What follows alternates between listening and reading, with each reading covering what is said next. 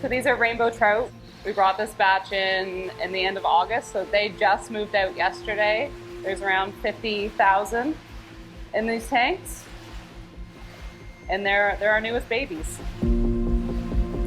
So when you pull them out and your mortality numbers are low, and when they swim up to the top like this, they're doing everything they're supposed to be doing. They're healthy fish, which is what we want to see.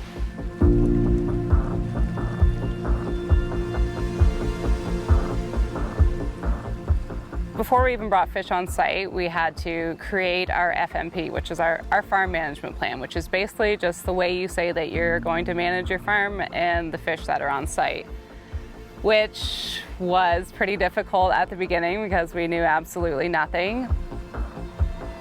Our vet, Anthony, he came down and we kind of built it together, came up with like the parameters for oxygen, what you would run as high, you would run as low, your water quality. You're constantly referring to your FMP and teaching everyone who comes on site also how to put it into their day-to-day practices. Because they were a newly licensed facility, they actually came on board where they had to have their farm management plan completed prior to them bringing any fish into their facility. So yeah, we were involved with them from early on to help them develop their farm management plan. And I always describe it's like a recipe for the operator. It's how they grow the animals, and it's very specific for each grower. Each grower is different. By regulations, you have to update it once a year, go over everything, make sure it's all up to date. But we've grown so much in the last 2 years that just basic things are constantly being updated. I mean, any questions that you have when you send them along, they're pretty prompt at getting back to you and pointing you in the right direction, especially getting started when you don't know anything. You're constantly reaching out, being like, I'm looking to get in touch with so-and-so. Can you point me? And they're like, oh, absolutely.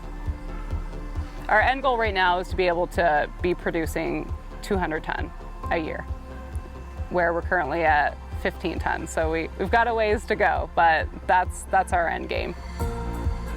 It's nice to be able to give opportunities to people that are also from the area, to keep them around and show what, I guess, a small town has to offer.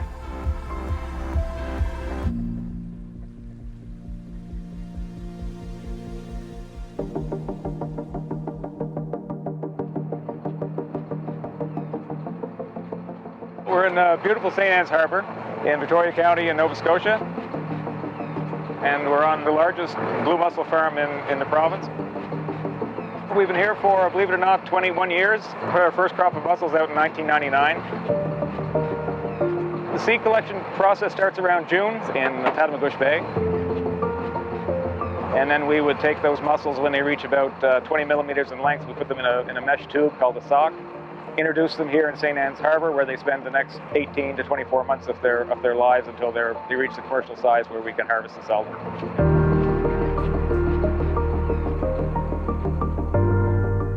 It started out a little bit rough, I would say, in those early days. I think the community didn't know us at that time, and we had some pretty significant opposition back in the early 2000s. One of the problems with mussel culture is the farms are quite extensive. You need a lot of area to grow mussels, and the places in Nova Scotia where you can get a lot of area to set up a farm are getting more and more limited. So when we came to Nova Scotia, I think the lesson that we probably should have learned earlier was that our reputation doesn't necessarily go with us when you go to a new place. You have to really start over when you come to a new community. And you have to demonstrate in a little more existential way to the people who are here what it is you're about and the way you do business. We've been in existence for well over 20 years, and our initial project was to try to stop this mussel farm.